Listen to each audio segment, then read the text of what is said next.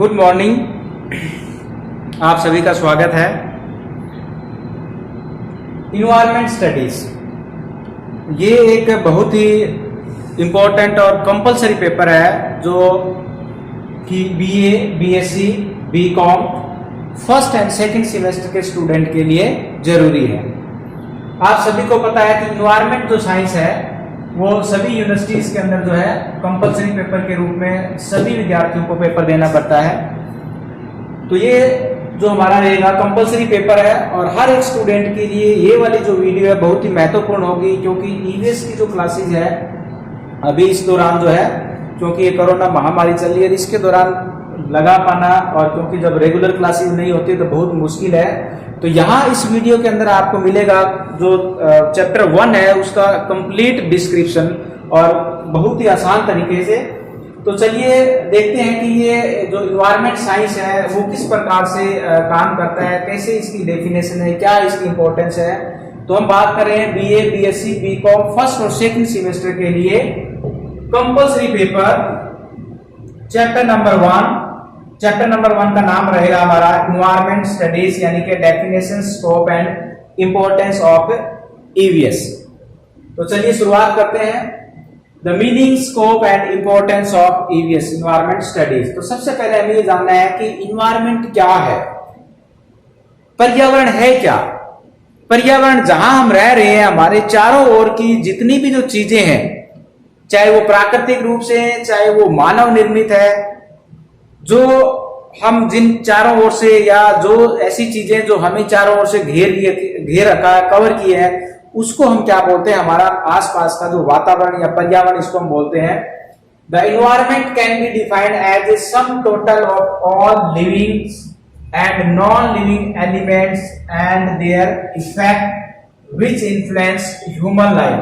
यानी कि पर्यावरण क्या है, सभी प्रकार की ऑल लिविंग जीवित वस्तुएं, नॉन लिविंग थिंग्स या एलिमेंट्स निर्जीव वस्तुएं, एंड देयर इफेक्ट और उनका प्रभाव किसके ऊपर, मानव के ऊपर है। यानी कि पर्यावरण क्या है, निर्जीव यानी कि लिविंग और नॉन लिविंग जो एलिमेंट्स है उनका जो इफेक्ट है हमारे ह्यूमन बीइंग्स के ऊपर, उसको हम क्या है, हमारा उसका एनवायरनमेंट कह सकते हैं। पर्यावरण को सभी जीवित और निर्जीव तत्वों और उनके प्रभावों के योग के रूप में परिभाषित किया जा सकता है, जो कि मानव जीवन को प्रभावित करता है। यानी कि जहां हम रह रहे हैं, जिस प्रकार का एनवायरनमेंट होगा हमारा, उसी प्रकार से हमारे जीवन के ऊपर भी उसका प्रभाव पड़ता है। चाहे हम जिस एनवायरनमेंट के अंदर रह रहे हैं वो डायरेक्टली और इनडायरेक्टली हमें प्रभावित करता है। व्हाइल ऑल लिविंग और बायोटिक एलिमेंट्स, अब यहां देखिए कि बायोटिक्स और लिविंग एलिमेंट्स क्या है, एनिमल्स। कई बार ये भी क्वेश्चन छोटे क्वेश्चन में पूछा जा सकता है कि बायोटिक एनिमल्स या बायोटिक एलिमेंट्स कौन से है। तो आप देख सकते हैं कि यहाँ पर एनिमल्स है, प्लांट्स है, फॉरेस्ट है, fisheries and birds, these are the biotic और living elements. The non living और abiotic elements include the water, land, sunlight, rocks, air etcetera. तो ये बायोटिक और अबायोटिक यानी कि नॉन बायोटिक जो एलिमेंट्स है वो मानव के जीवन को प्रभावित करते हैं। डेफिनेशन, अब इसकी हम डेफिनेशन देखते हैं क्या है। डगलस एंड हॉलैंड ने इसको डिफाइन किया है। The term environment is used to describe in aggregate all the external forces, influence and conditions which affect the life, nature, behaviour and the growth, development and the maturity of the living organism. यानी कि पर्यावरण शब्द का जो उपयोग है कुल मिलाकर सभी बाहरी शक्तियां, उनके प्रभाव और स्थितियों का वर्णन करने के लिए किया जाता है, जो कि जीवन, प्रकृति, व्यवहार और जीवित जीवों को उनकी वृद्धि, विकास और परिपक्वता को प्रभावित करते हैं। कहने का मतलब है कि जितने भी हमारी लिविंग, नॉन लिविंग जो थिंग्स है, जिस सोसाइटी के अंदर हम रह रहे हैं, उनके ऊपर उनका इफेक्ट पड़ता है और उसी को हम क्या है, इन्वायरमेंट के रूप में जानते हैं। According to E.J. रोजिस के अंदर यदि बात करें तो environment is an external force which influence अस। यानी कि वो बाहरी तत्व, वो बाहरी शक्तियां जो मानव को यानी कि जो हमें प्रभावित करती हैं, वो सारी की सारी चीजें क्या है? पर्यावरण है। तो पर्यावरण का मतलब यहाँ पर मतलब है कि जो हमारे चारों ओर का जो आवरण है, परि प्लस आवरण, ठीक है, आवरण, यानी कि हमारे चारों ओर का जो आवरण जो हमें घेरे हुए है, वो ही हमारा क्या है? इन्वायरमेंट है, पर्यावरण है। स्ट्रक्चर की यदि हम बात करें कि ये जो पर्यावरण है हमारा, जो ईवीएस है, उसका स्ट्रक्चर क्या है, किस किस किस चीजों से ये बना हुआ है? स्ट्रक्चर की यदि बात करें, संरचना की इसकी हम बात करें, तो physical environment refer to all abiotic factors, यानी कि हमारा जो भौतिक वातावरण है, स्ट्रक्चर की बात करें तो भौतिक वातावरण की यदि बात करें इसके अंदर, तो हमारे जितने भी एबायोटिक फैक्टर्स है, जिसके अंदर तापमान, temperature, light, rainfall, soil, minerals यानी कि खनिज, it comprise of atmosphere, lithosphere, hydrosphere, ये मिलकर क्या बनाते हैं? एटमॉस्फेयर बनाते हैं, लिथोस्फेयर बनाते हैं और हाइड्रोस्फेयर बनाते हैं, क्योंकि इसके अंदर हमें ये एलिमेंट्स देखने को मिलते हैं। भौतिक पर्यावरण सभी जैविक कारकों या तापमान, प्रकाश, वर्षा, खनिज, मिट्टी आदि की स्थिति को संदर्भित करते हैं, और इसमें वायुमंडल, स्थलमंडल और जीवमंडल शामिल है। दूसरा जो हमारा आता है बायोटिक, ये तो था हमारा एबायोटिक या नॉन लिविंग। यदि बात करें तो लिविंग की बात करें, बायोटिक की बात करें, तो इट इंक्लूड द फैक्टर और living forms like the plants, animals and micro organism. इसके अंदर हमें जैविक कारक, पौधे, जानवर और सूक्ष्म जीव जैसे जीवित रूप क्या है? शामिल है इसके अंदर, बायोटिक इन्वायरमेंट के अंदर। स्कोप ऑफ इन्वायरमेंट, यानी कि इन्वायरमेंट का, पर्यावरण का विषय क्षेत्र क्या है? यदि हम बात करें विषय क्षेत्र की, तो हमने अभी डिस्कस किया है कि जो पर्यावरण है वो एक हमारा भौतिक और अभौतिक जो एलिमेंट्स है और जिनका हमारे ऊपर प्रभाव पड़ता है, उन्हीं से मिलकर बनता है।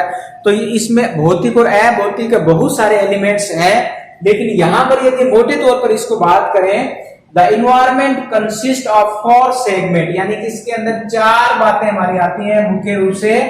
द अर्थ नेमली एटमॉस्फेयर, यानी कि पृथ्वी की 4 बातें जिसमें हम पढ़ते हैं, atmosphere, hydrosphere, lithosphere and biosphere, यानी कि एटमॉस्फेयर, लिथोस्फेयर, हाइड्रोस्फेयर, बायोस्फेयर। ये जो 4 चीजें हैं, ये मिलकर हमारे पर्यावरण का जो है विषय क्षेत्र बनाती है, स्कोप बनाती है, और इन चारों चीजों के बारे में अध्ययन करना ही क्या है? पर्यावरण का विषय क्षेत्र है। एटमॉस्फेयर, अब हम बात करते हैं एटमॉस्फेयर यानी कि जो वायुमंडल है, इसके अंदर क्या चीजें डिस्कस की जाती है, क्योंकि जो यदि हम इसका स्कोप की बात करते हैं, तो स्कोप के अंदर ये 4 हमारे पॉइंट्स है, 4 मेजर डोमेन्स है अर्थ के, और इन मेजर डोमेन्स का फर्दर हम स्टडी करते हैं, तो वो सारे के सारे मिलकर जो है इसका स्कोप बनाते हैं। तो एटमॉस्फेयर में बहुत सारी चीजें आते हैं, सारी की सारी चीजों को यहाँ डिस्कस करना पॉसिबल नहीं है, क्योंकि यदि हम सारी डिस्कस करते हैं तो इसके अंदर हम बहुत सारी चीजें जो है होती है, इतना सारा, क्योंकि इसका इन्वायरमेंट का जो स्कोप है वो काफी वाइड है, बहुत बड़ा है, क्योंकि इसके अंदर पूरा हमारा वायुमंडल है, पूरा जल मंडल है, पूरा हमारा जो स्थल मंडल है, इन तीनों मंडलों को मिलाकर फिर एक हमारा जो है जैव मंडल बनता है। ये सारी की सारी बातें हमारे इस स्ट्रक्चर के अंदर या स्कोप ऑफ एनवायरनमेंट के अंदर आती है। तो यहां एटमॉस्फेयर की बात करें, वायुमंडल की बात करते हैं। The atmosphere form A distinct protective layer about 100 kilometre thick around the earth. अब सबसे पहले आपको ये पता होना चाहिए कि वायुमंडल क्या है। हमारा जो धरातल है यानी कि जो हमारा स्थल भाग है उससे लेकर 100 किलोमीटर या कई किलोमीटर तक एक गैसियस जो आवरण है जो हमें पृथ्वी के चारों ओर एक ब्लैंकेट के रूप में इसको कवर किए हुए, उसी को हम क्या बोलते हैं, एटमॉस्फेयर बोलते हैं। ए blanket gases called the atmosphere surround the earth and protect the surface of the earth from the sun harmful ultraviolet rays। अब ये एटमॉस्फेयर करता क्या है? एटमॉस्फेयर का तो हमें पता लग गया कि धरातल का जो गैसियस पार्ट या हवा वाला पार्ट जो इसको कवर किए हुए हैं उसी को हम क्या बोलते हैं, एटमॉस्फेयर बोलते हैं।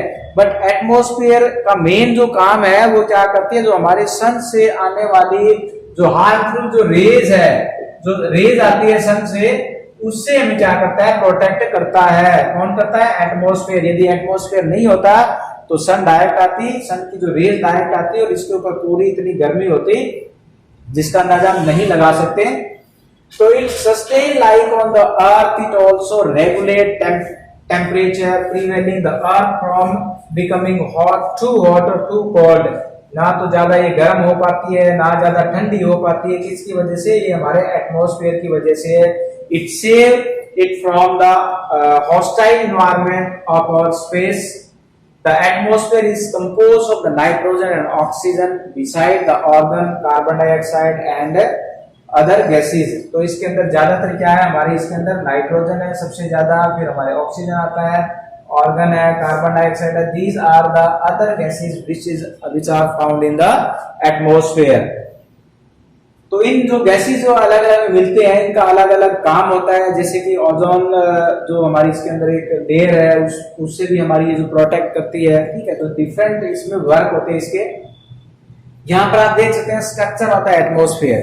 स्ट्रक्चर की बात करें तो ये हमारा धरातल से लेकर यदि हम ऊपर की तरफ जाते हैं तो कई किलोमीटर तक हमें एटमॉस्फेयर देखने को मिलता है, जिसकी अलग अलग लेयर्स के बारे में स्टडी करते हैं, जिसमें ट्रोपोस्फियर है, सबसे जो नीचे वाली जो लेयर है धरातल की, जितनी भी जो घटनाएं होती हैं, थंडरिंग है, क्लाउडिंग है, रेनी है, ये सारी की सारी जो घटनाएं हमारी ट्रोपोस्फियर के अंदर होती है। उसके बाद में हमारा स्ट्रेटोस्फियर है, देन मेसोस्फियर है, थर्मोस्फियर है, एक्सोस्फियर है। इस प्रकार से अलग अलग जो लेयर है जिसको हम शोभ मंडल है, समताप मंडल है, मध्य मंडल है और ताप मंडल है, बहिर्मंडल है, इनके अलग अलग नाम है और उनका अलग अलग इनके काम है। ये हमें एटमॉस्फेयर के बारे में जानकारी देती है। देखिए यहाँ पर इसका जो है ऊंचाई के अकॉर्डिंग इसमें टेम्परेचर किस प्रकार से पहले इसके अंदर जो है डिक्रीज होता है, फिर इंक्रीज होता है, फिर इसमें डिक्रीज, फिर इंक्रीज। इस प्रकार से हर एक लेयर की अपनी अपनी कंडीशंस होती है।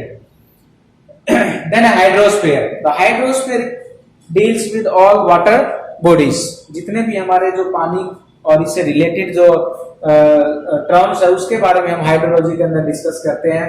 The hydrosphere comprises all type of the water resources like ocean, महासागर, सागर, lakes, river, stream, reservoir and polar ice caps, glacier, ground water, सारे के सारे मिलकर ये हमारे एटमॉस्फेयर यानी कि जो हाइड्रोस्फीयर है उसके बारे में हम स्टडी करते हैं। हाइड्रोस्फीयर हमारे पानी के बारे में स्टडी बताता है। वैसे भी आप यदि पूरे अर्थ को देखते हैं तो जो पूरा अर्थ है उसके दो ही मेजर पार्ट है, जिसमें एक है लैंड और दूसरा है वाटर। और सबसे ज्यादा यदि बात करें तो 71% वाटर है, 29% इसके अंदर है जो लैंड पार्ट है। So hydrosphere deal with all the water bodies from ocean to pole.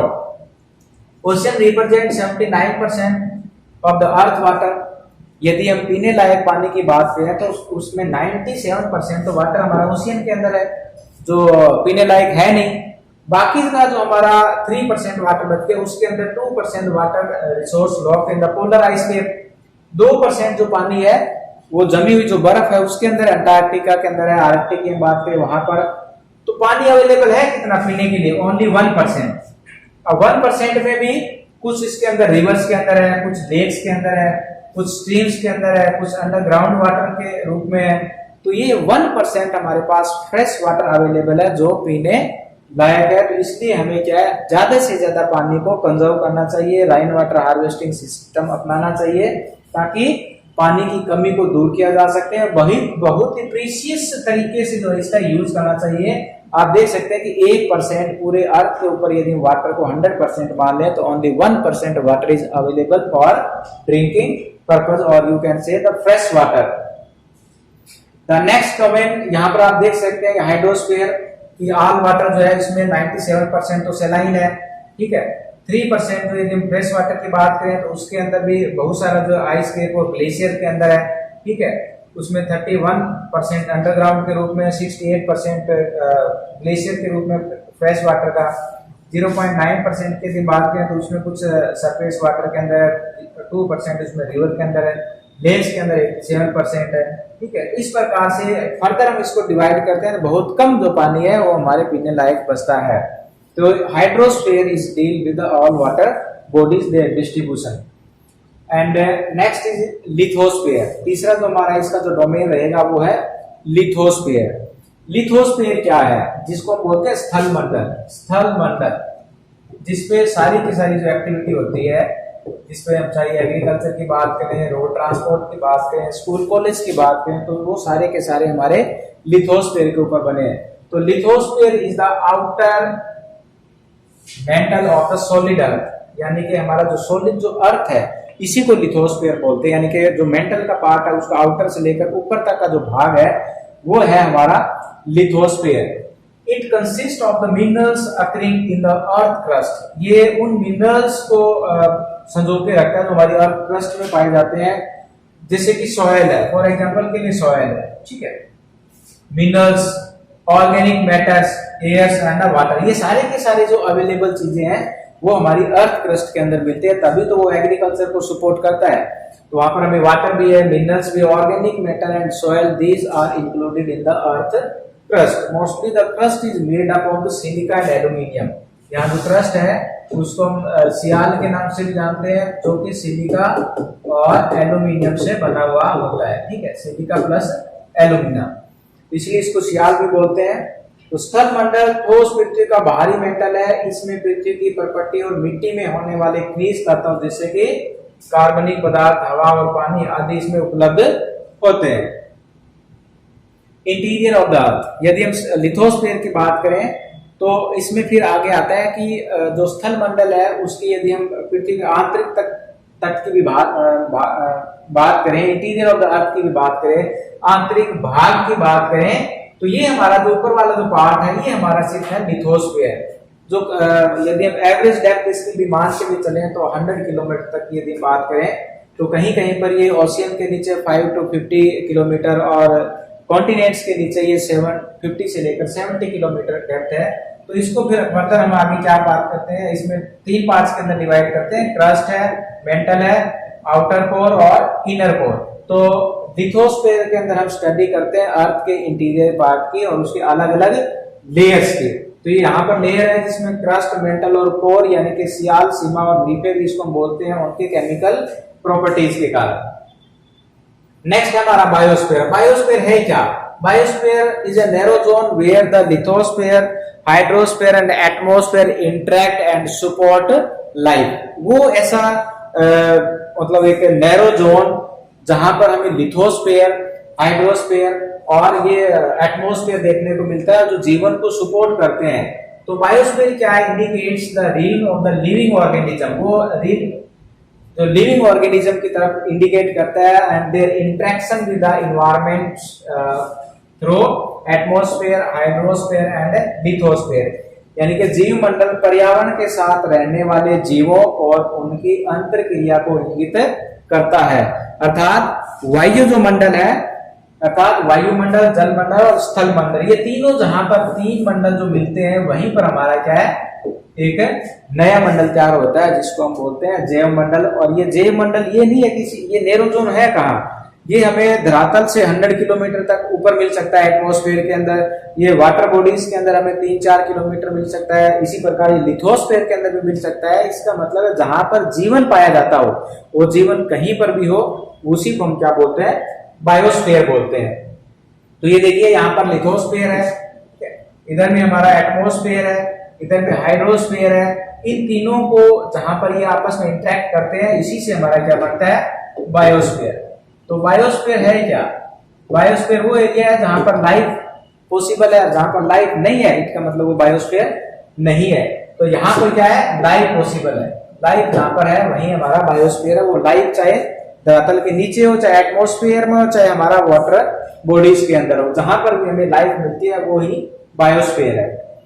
Importance of the environment, यानी कि इन्वायरमेंट की इंपोर्टेंस क्या है। यदि इंपोर्टेंस की बात करें तो सबसे पहले पर्यावरण अध्ययन हमें अपनी मात्र यानी कि जो पृथ्वी है उसके संरक्षण, उसकी क्या है, कंजर्वेशन के बारे में, उसके प्रोटेक्शन के बारे में महत्वपूर्ण जानकारी देती है और पर्यावरण में प्रदूषण की जो रिहाई के कारण विनाश के बारे में जागरूक भी प्रदान करती है। यानी कि जो हमारा डे बाय डे जो इन्वायरमेंट पोल्यूशन जो फैल रहा है उसके बारे में ये हमें सूचना देती है, ताकि हम आने वाले टाइम पीरियड्स के अंदर हमारे इन्वायरमेंट पोल्यूशन को कुछ कम कर सके, रिड्यूस कर सके, मिनिमाइज कर सके।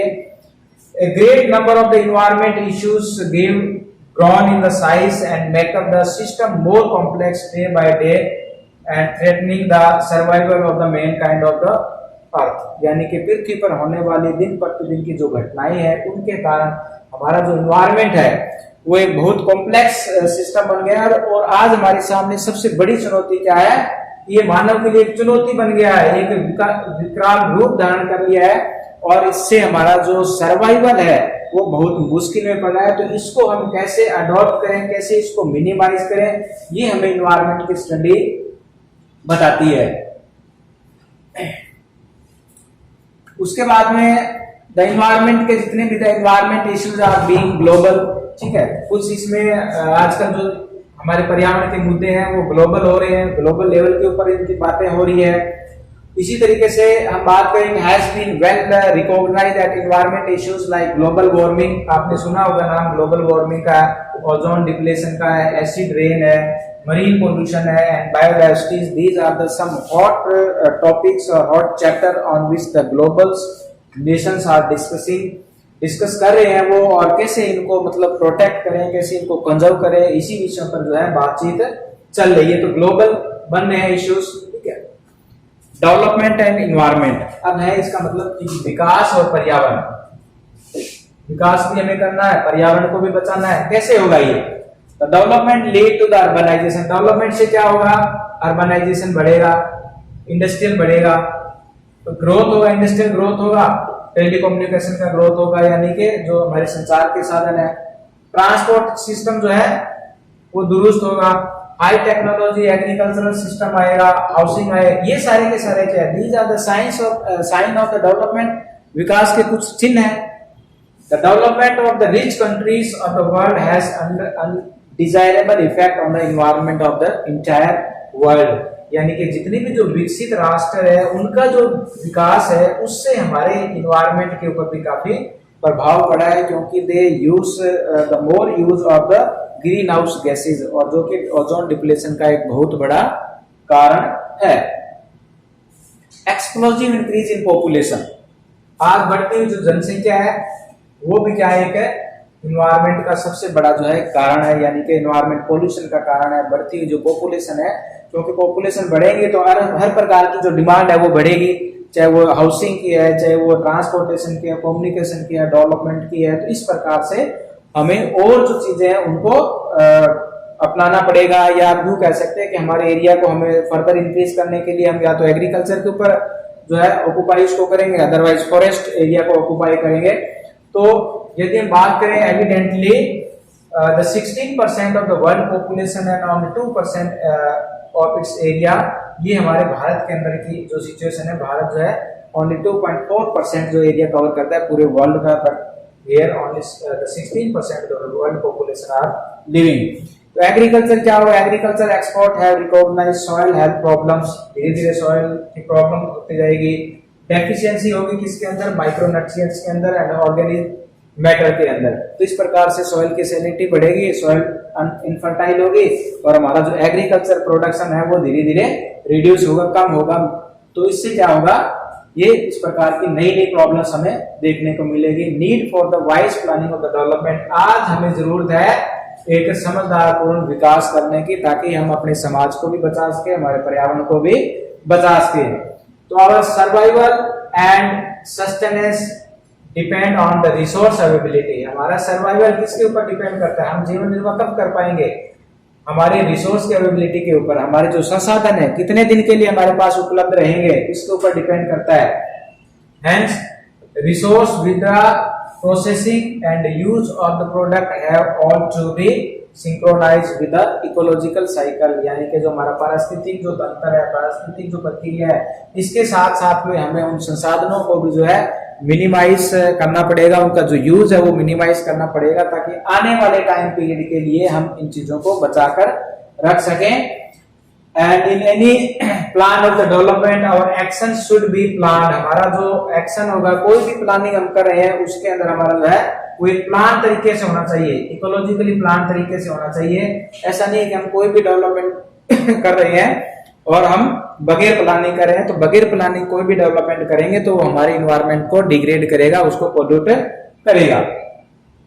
सस्टेनेबल डेवलपमेंट, तो इसके लिए हमारे पास क्या टर्म आती है, सस्टेनेबल डेवलपमेंट, सतत विकास। सतत विकास क्या है ये? कि ऐसे एक ऐसा विकास जो हम आज भी अपने संसाधनों को बचा सके, आने वाली पीढ़ी के लिए भी अपना भी विकास कर सके, उनके लिए भी उन संसाधनों को छोड़ सके। तो इसी को हम क्या सतत विकास बोलते हैं। The sustainable development is the idea that human society must live and meet their needs. Human society must live, जीवित रहे, meets their needs, अपनी जरूरतों को पूरा करें। कैसे? Without compromising the ability of the future generation, आने वाली पीढ़ी का जो हमारे पास जो स्टोर पड़ा है उसको हम यूज ना करते हुए, या ऐसा ना हो कि उनके लिए हम कुछ भी बचा कर ना रखें। उनको बचाना भी है, उनके लिए भी बचाना है और अपने को भी बचाना है। इस प्रकार का विकास है क्या है, वो हमारा सस्टेनेबल डेवलपमेंट होता है। The official definition of sustainable development was developed for the first time. इस प्रकार की जो डेफिनेशन है वो फर्स्ट टाइम ब्रूडलैंड रिपोर्ट इन 1987 में दी गई थी। ये इसको ब्रूडलैंड रिपोर्ट के नाम से भी जानते हैं, जिन्होंने सस्टेनेबल डेवलपमेंट को डिफाइन किया था। Need for sustainable development, sustainable development की नीड क्यों आवश्यकता है, किसके लिए? Basic need to be done for all, यानी कि कोई भी ह्यूमन बीइंग्स है, कोई भी सोसाइटी है, उनको हम बेसिक नीड्स यानी कि रोटी कपड़ा और मकान वो सबसे पहले इंश्योर करना है। थिंक फॉर इंटरनेशनल क्वालिटी, हमें उसके साथ साथ में इंटरनेशनल क्वालिटी के हिसाब से भी क्या इसको सोचना है। ये नहीं है कि हम अपनी अपनी सोसाइटी का जो डेवलप करें, बाकी सोसाइटी को हम इग्नोर करें। इन्वायरमेंट कंजर्वेशन एंड प्रोटेक्शन, इसके साथ साथ हमें क्या इन्वायरमेंट को कंजर्वेशन भी करना है, उनका संरक्षण भी करना है, उनको बचाना भी है। प्रोटेक्शन फॉर वर्ल्ड इकोसिस्टम, ये नहीं है माइक्रो सिस्टम की बात नहीं कर रहे हैं, वर्ल्ड इकोसिस्टम की बात कर रहे हैं। इकोसिस्टम क्या है? इकोसिस्टम के अंदर लिविंग एंड नॉन लिविंग जो थिंग्स है वो इंटरेक्ट करते हैं, इफेक्टेड होते हैं, एक दूसरे को प्रभावित करते हैं। इसी को हमें बचा के रखना है। Rules for sustainable development, rules क्या है? Minimise the use of exhaustible resource. Exhaustible resource कौन से होते हैं? जो यूज करने पे फिनिश हो जाए, जैसे कोयला है, पेट्रोलियम है, उनको मिनिमाइज करना है। कंजर्वेशन ऑफ डाइवर्सिटी, डाइवर्सिटी को हमें बचाना है। डाइवर्सिटी क्या है? जो अलग अलग प्रकार के एनिमल्स, प्लांट्स, एनिमल्स है, उन्हीं से तो डाइवर्सिटी बनती है, उसी को हमें क्या है बचाना है। Change of attitude toward the nature and individual, हमें अपना नजरिया जो है प्रकृति के प्रति और अपने आप के प्रति जो है उसको चेंज करना है। नजरिया का मतलब है हमें प्रकृति की जो कंजर्वेशन है उसकी तरफ ध्यान देना है। Maintain the population according to the carrying capacity of earth. Carrying capacity का मतलब है पॉपुलेशन, चाहे वो एनिमल्स की बात करें, चाहे ह्यूमन की बात करें, तो कैरिंग कैपेसिटी मतलब पृथ्वी जितना कैरी कर सकती है, जितना सस्टेन कर सकती है, जितना होल्ड कर सकती है, उसी के अकॉर्डिंग हमें अपनी पॉपुलेशन को कंट्रोल करना। ये ना हमारे पास रिसोर्स तो रहे कम और पॉपुलेशन हो जाए ज्यादा, तो फिर क्या होगा? आपस में वार होगा, युद्ध होगा, रिसोर्स कम रहेंगे। Collaboration to the world level, हमें क्या है विश्व के दूसरे देशों के साथ में सहयोग करना चाहिए। Provide infrastructure for the development, विकास के लिए हमें उन संसाधनों को, इंफ्रास्ट्रक्चर को देना चाहिए और उनके साथ साथ में कंजर्वेशन की तरफ भी ध्यान देना चाहिए, उनके संरक्षण की तरफ भी ध्यान देना चाहिए। एंड मेजरमेंट यदि हम बात करें इसमें, तो use of natural resource at there carrying capacity, कोई भी नेचुरल रिसोर्स है उसकी कैरिंग कैपेसिटी के हिसाब से हमें उसका यूज करना चाहिए। जैसे कि कोयला आने वाले टाइम में फिनिश होने वाला है, तो हमें उसको मिनिमाइज उसका यूज करना चाहिए, कम करना चाहिए। ज्यादा जो नॉन एग्जॉस्टिबल रिसोर्स है उनका यूज करना चाहिए। यूज ऑफ गुड टेक्निक्स का करना चाहिए। इम्प्लीमेंट ऑफ 4R यानी कि reduce, reuse, recycle and review, इस 4R का हमें यूज करना चाहिए। कम रिड्यूस भी करना चाहिए, रीयूज, रिसाइकल, रिव्यू, उसको देखना चाहिए बार बार कि हमारा जो प्लानिंग है उससे चल रहा है नहीं चल रहा है। इन्वायरमेंट एजुकेशन एंड अवेयरनेस, इसीलिए तो ये पूरा हमारा यूनिवर्सिटी लेवल पर, स्टेट लेवल पर, स्कूलों के अंदर, कॉलेजों के अंदर ये इन्वायरमेंट पढ़ाया जाता है, ताकि हम क्या करें, इन्वायरमेंट की एजुकेशन दे, लोगों में अवेयरनेस फैलाए हमें इन्वायरमेंट को बचाने के लिए। तो ये हमारी जो चीजें थी, तो ये तो था हमारा इन्वायरमेंट का चैप्टर फर्स्ट। इन्वायरमेंट क्या है, उसका स्कोप क्या है और सस्टेनेबल डेवलपमेंट क्या है। आई होप आप लोगों को ये समझ में आया होगा। धन्यवाद।